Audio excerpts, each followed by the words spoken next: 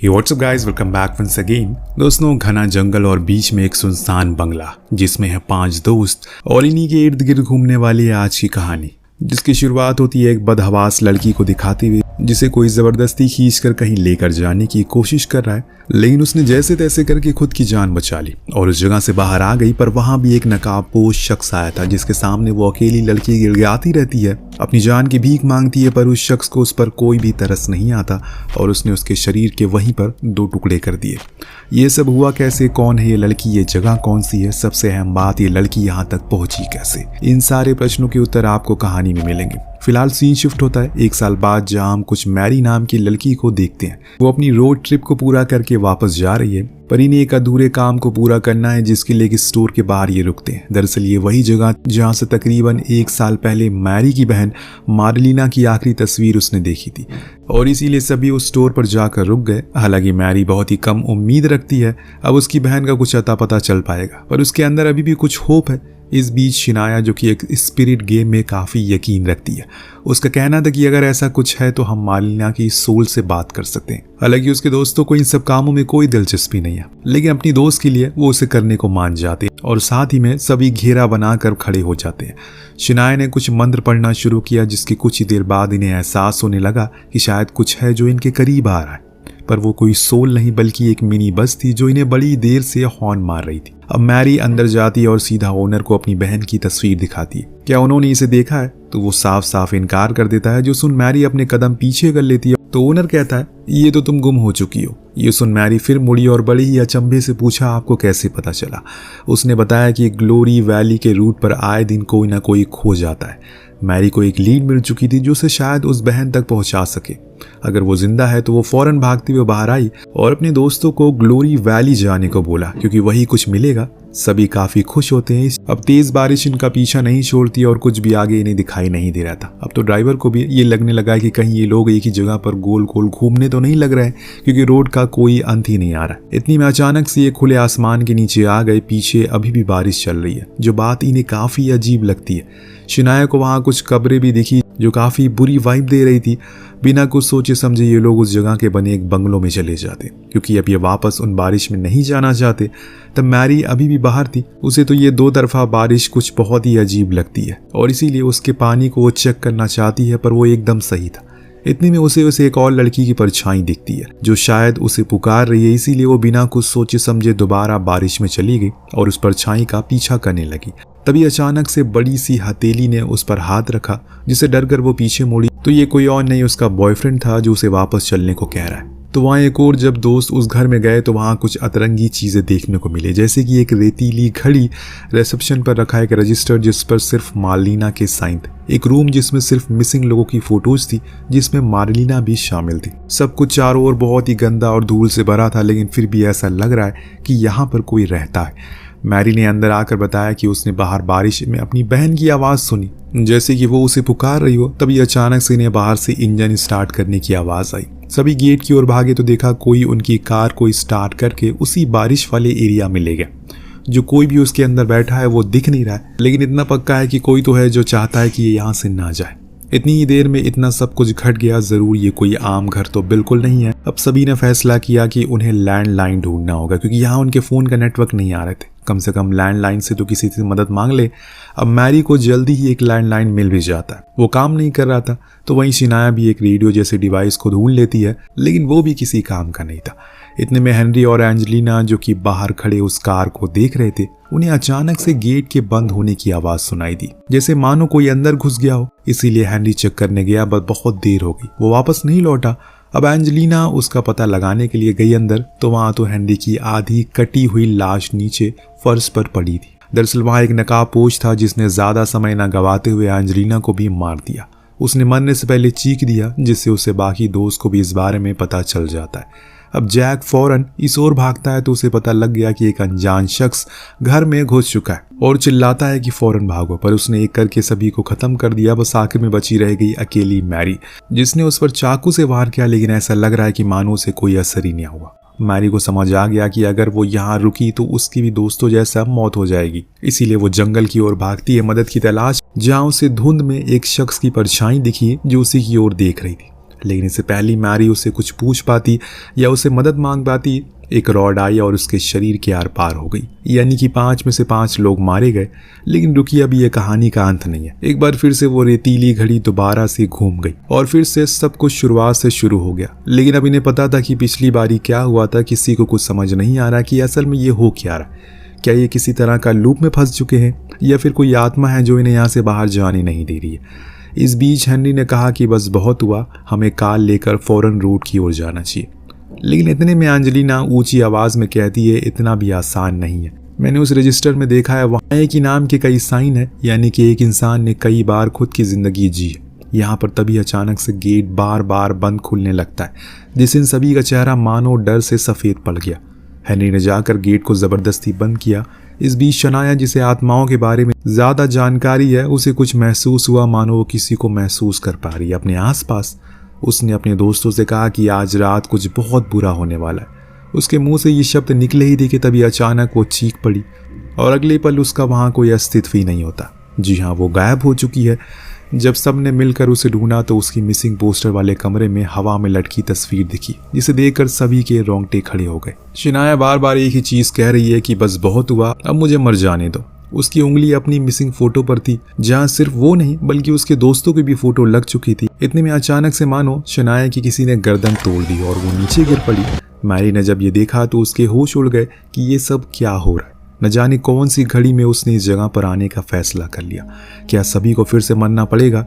वो ये सब सोच ही रही थी कि किसी की जोरदार दस्तक हुई दरवाजे पर, मानो एक बार फिर से कोई अंदर आया, उन्हीं की तरफ बढ़ रहा हो। पर ये क्या, ये तो मालिना की आवाज है। मैरी को लगा कि उसकी बहन को मदद की तलाश है, इसीलिए उसने जल्दबाजी में गेट को खोल दिया और बाहर भाग गई। जैक ने उसे रोकने की कोशिश की, पर वहां कोई नहीं था सिवाय एक झोपड़ी के, जो उनके सामने न जाने कब से बनकर तैयार हो गया। तभी एक तेज हवा चली और सभी घर के अंदर चले गए सिवाय मैरी के, क्योंकि उसे कोई अज्ञात शख्स उसी झोपड़ी की ओर लेकर जा रहा है। फिर अचानक से वो गायब सी हो गई। अब घर में बचे हुए लोग भागने की फिराक में थे, लेकिन जैक अपनी गर्लफ्रेंड को बिना लिए नहीं जाने वाला। उसने गेट को खोला और बाहर भाग गया। उधर मैरी को जब उस झोपड़ी में होश आया तो उसने आसपास कुछ अजीब से नकाब देखे जो बड़े ही डरावने से प्रतीत हो रहे हैं। पर बस यही नहीं, उसे वहां एक बूढ़े शख्स को भी देखा जो बैठा टीवी देख रहा था। जब वो उसके पास गई तो वो सो रहा था, इसीलिए उसने वहां से भागने का सोचा, पर गेट को बड़ी ही ताकत से बंद किया गया था। अगले ही कुछ पल वो बूढ़ा आदमी जाग जाता और फौरन मैरी के ऊपर चढ़ गया। उसने उससे कहा कि या तो इस रात का हिस्सा बन जाओ या फिर कुर्बान हो जाओ। इतना कहते ही उसने उसके मुंह पर ऑक्सीजन मास्क जैसा कुछ लगा दिया, जिससे मैरी की आंखें धीरे धीरे करके काली होने लगी। तो वहीं वो बूढ़ा आदमी धीरे धीरे और बूढ़ा होता गया और फिर कुछ ही देर में राख बन गया। पर मैरी अब पूरी तरह से बदल चुकी है। इधर हेनरी और एंजेलिना को किसी भी तरह करके भागना था। उन्होंने कार चालू की और फुल स्पीड में भगाना शुरू किया। कुछ ही देर के अंदर उनका सामना हुआ एक विशाल साय से, जिसे देख इन्होंने अपनी कार को वापस पीछे कर लिया।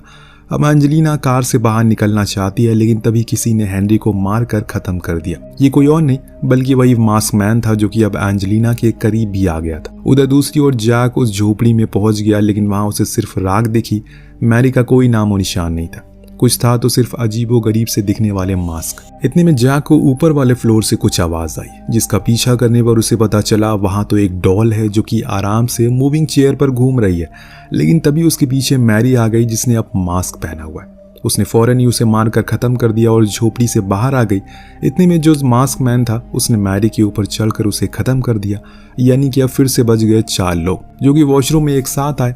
हेनरी को अब प्यास लगी थी, इसीलिए उसने वहां की टैप को खोला। तब शिनाया ने बताया कि यहाँ पानी नहीं आता, पर आज किस्मत से वहां पानी आ रहा था, जो देख उसने उसे पी लिया और अपने दोस्तों को भी पिला दिया, क्योंकि पिछले 3 दिनों से उन्होंने कुछ खाया नहीं था। अब सब परेशान इधर उधर भटक रहे थे। लेकिन दोस्तों, पानी पीने के कुछ ही सेकंड बाद हेनरी को अजीब सी खांसी होना शुरू हो जाती है। उसके मुंह से कुछ अज्ञात चीजें दिखना चालू हो जाती है। बाकी के लोग समझ नहीं पाते कि ये सब क्या हो रहा है, कि तभी हेनरी किसी बम की तरह फट जाता है और उसके शरीर के चीथड़े उड़ जाते हैं। ये देख बाकी के दोस्तों के रोंगटे खड़े हो गए कि अभी तो सबकी बारी आएगी। धीरे धीरे करके वो सभी मरने लगे, जो देख मैरी समझ गई कि असल में ये सब क्या हो रहा है। और जब उसकी बारी आई तो उसी स्टोर का ओनर उसके पास आता है और उसे भी मारकर खत्म कर देता है। कुछ इस तरह से इस बारी ये सभी असफल रहे। लेकिन जब इस बारी रेतीली घड़ी फिर से घूमती है तो ये वापस से जिंदा हो जाते हैं। इन्होंने बिना समय गवाए सबूतों को ढूंढना शुरू कर दिया और पता लगाने की कोशिश की कि ये सब क्या हो रहा है। अब मैरी को ओनर का आईडी कार्ड मिलता है, जिससे पता लगा कि वो एक साइकोलॉजिस्ट है। ये जगह किसी ज़माने में खुशहाल टाउन हुआ करती थी। लेकिन फिर सरकार की लालच और उनकी लापरवाही ने सब कुछ खत्म कर दिया। दरअसल यहाँ खुदाई का काम चालू था, जो कि एक दिन पूरी तरह से ढह गया, जिसमें पूरा गांव समा गया। बस सब के सब लोग मारे गए। रेस्क्यू की टीम आई, जिसमें ये साइकोलॉजिस्ट भी था। इसी बीच इन्हें उस साइकोलॉजिस्ट का टेप रिकॉर्डर मिलता है, जिसमें हम देख सकते हैं कि कैसे वो एक जिंदा इंसान के ऊपर एक अजीब तरह के एक्सपेरिमेंट कर रहा है। उसने उसे कमरे में बंद कर रखा है, जिसके कारण धीरे धीरे भूख और प्यास के कारण वो उन दवाइयों के कारण अजीब से जीव में बदलने लगा। लेकिन फिर कुछ ही देर बाद वो वापस से जिंदा हो गया। सबको समझ आ गया ये तो वही सेम चीज़ है जो हमारे साथ हो रही है। तब मैरी ने कहा कि हम यहाँ से कभी भाग नहीं सकते। अगर हमें सब कुछ रोकना है तो उस डॉक्टर यानी कि उस साइकोलॉजिस्ट को मारना पड़ेगा, तभी ये सब खत्म होगा। इतने में रेडियो पर किसी की आवाज़ आई, जो मैरी से कहता है कि अगर डॉक्टर से मिलना है तो अकेले जंगल में आओ। मैरी ने बिना देर किए जंगल की ओर अपना रुख किया। उसके पीछे पीछे जैक और शिनाया भी गए। उधर मैरी जब जंगल में पहुंची तो अचानक से उसका पैर एक ट्रैप में फंस गया। फिर अगले क्षण उसे कोई खींच कर एक काले साए में ले गया। इधर शनाया और जैक भी मैरी को ढूंढ रहे होते हैं और इसी बीच उन्हें एक बस्ती मिलती है, जो कि कीचड़ के अंदर धसी थी। इस बीच उनका सामना हुआ एक भयानक दानव से, जो उनके ऊपर ही था, जिसे देखकर डर के मारो दोनों का गला सूख जाता है। भागते भागते शनाया एक कांच जैसे फ्लोर पर जा गिरी, जो बाहर से टूट गया और फिर उसे भी कोई खींच कर ले गया। जैक भी अब भाग रहा था। वहां दूसरी ओर घर में हेनरी और एंजेलिना को भी वो मास्क मैन मार कर खत्म कर देता है। पर यहाँ मैरी अभी भी जिंदा थी। वो बाहर आ गया और इस दौरान जैक ने उसे देख लिया। उसके ट्रैप को हटाने की कोशिश की, लेकिन तभी उसके सामने आ गया एक दानव और जैक ने चालाकी से उस ट्रैप को उसके मुंह में लगा दिया। इस मंजर को देखकर बेचारी मैरी का दिल छन्नी हो गया, क्योंकि वो दानव कोई और नहीं बल्कि उसकी बड़ी बहन थी। अब ये दोनों भागते हुए एक जगह पर छुप गए, लेकिन मैरी को समझ आ गया कि इस बारी वो असफल रहे, इसीलिए उसने एक कांच का टुकड़ा लिया और कहा कि उसे खत्म कर दो। जैक ने इस बार कोई गलती नहीं की और उसे मौत के घाट उतार दिया। खुद बाहर चला गया, पर अगले ही पल वो फट गया, यानी कि बस खत्म। अब फिर से वो रेतीली घड़ी घूमती है, लेकिन इस बारी किसी के चेहरे पर डर नहीं था, बल्कि कुछ अनसुलझे सवालों के जवाब थे जो इन्हें पिछली मौत से मिले थे। सबसे पहली चीज, अब उनके पास एक ही रात बची है। अगर इस बारी वो मर गए तो फिर इस खेल का हिस्सा बन जाएंगे, जैसे और लोग बने हैं। और इसके कुछ लक्षण हेनरी की पीठ पर दिखने भी लगे थे। वो धीरे धीरे करके दानव के रूप में आ रहा है। तभी इन्हें याद आया कि शिनाया गायब है। किसी को कुछ समझ नहीं आया कि वो कहाँ गई, क्या वो लौटी ही नहीं। हेनरी ने अपना फ़ोन निकाला, जिसमें वो सब कुछ रिकॉर्ड करता था। उसने आखिरी मौत का फुटेज निकाला और देखा कि हर बारी हमारी अलग अलग किस्म से मौत हो रही है। लास्ट बारी जब शिनाया मरी थी तो वो साइकोलॉजिस्ट एक गुप्त दरवाजे से अंदर आया था और शिनाया को फिर उसी दरवाजे से गुफा की ओर ले गया। क्या उस गुफा में ही इनकी आज़ादी का वो राज है? सभी दोस्तों ने ठान लिया कि इस बारी वो हारेंगे नहीं। अब ये उस गुफा के अंदर दाखिल होते हैं, जो आगे जाकर एक बस्ती में खुलती है, जो शायद किसी ज़माने में आबाद हुआ करती थी। वहाँ इनका सामना कई दानवों से होता है, पर इस बार ये सब टीम वर्क दिखाते हैं। और इस बीच मैरी आगे जाने का सोचती है, जहाँ उसे अपनी बहन दिखती है, जो कि राक्षस बन चुकी थी। उसने बहुत कोशिश की उसे याद दिलाने की, लेकिन सब कुछ बेकार रहा और अंत में उसे मारना ही पड़ा उसे। तो यहाँ इस ओर सभी ने मिलकर उस मास्क मैन को मार डाला। सीन कट होकर पहुंचता है शिनाया पर, जिसके पास मैरी पहुंच चुकी है, और उसे उसी जगह पर कैद किया जहां उस आखिरी बचे हुए आदमी को उस डॉक्टर ने बंद कर रखा था। वहां अकेली शिनाया नहीं, बल्कि उसके साथ एक राक्षस भी था। लेकिन उस रूम की चाबियां मैरी के पास नहीं थी। वो उसे ढूंढने अंदर गई तो वहां उसे एक मॉनिटर रूम दिखा, जहां टेबल पर उसी की फाइल रखी हुई थी, जो देख वो समझ गई कि सब कुछ यहीं से हैंडल होता है। तभी पीछे से वो डॉक्टर आए, जिसने कहा कि मुझे तो पहले से पता था कि तुम अपनी बहन को ढूंढते ढूंढते यहाँ तक जरूर आओगी। चलो अच्छा किया तुम यहाँ तक आ गई। इतना कहकर वो अपनी कॉफी कप टेबल पर रख देता है। इस बीच मैरी की नजर ऊपर के वाटर पाइप से टपक रहे पानी पर पड़ती है, जो इनकी मौत का कारण बन चुका था, अगर आपको याद हो तो। और उसने यहाँ उसी का फायदा उठाया। वो पानी को उसी कॉफी में मिला देती है, जिससे पीते ही वो डॉक्टर बुरी तरह से फट जाता है। तब उसने उसके कटी फटे शरीर में उस रूम की चाबियों को ढूंढा और अपनी दोस्त को आजाद कर दिया। सभी अब साथ आ गए और इस जगह से बाहर निकलने की होड़ में लग गए, लेकिन रास्ता ढूंढ पाना आसान नहीं था। ऊपर से इनके पीछे राक्षस जो लगे पड़े थे। फिर भी इन्होंने आखिर में बाहर निकलने का रास्ता खोज लिया। घड़ी फिर से घूमती है, लेकिन इस बारी किसी को कुछ नहीं हुआ, क्योंकि इन्होंने डॉक्टर को खत्म जो कर दिया। खुद भी जिंदा बाहर आ गए। अगर इनमें से एक भी मरता तो ये खेल फिर से शुरू हो जाता। अब दोस्तों, हम एक और चीज नोटिस करते हैं कि बाहर बारिश बंद हो चुकी है, और ये देख सभी बहुत खुश होते हैं। लेकिन इन्हें इस बात का जरा भी अंदाजा नहीं है कि जब ये सभी कार से लौट रहे तो इनकी फुटेज फिर से मॉनिटर पर दिखाई गई, यानी कि ये खेल खत्म नहीं हुआ। तो आपको कहानी कैसी लगी हमें कमेंट करके जरूर बताएगा। मिलते हैं अगली वीडियो में। Thank you so much watching, peace out.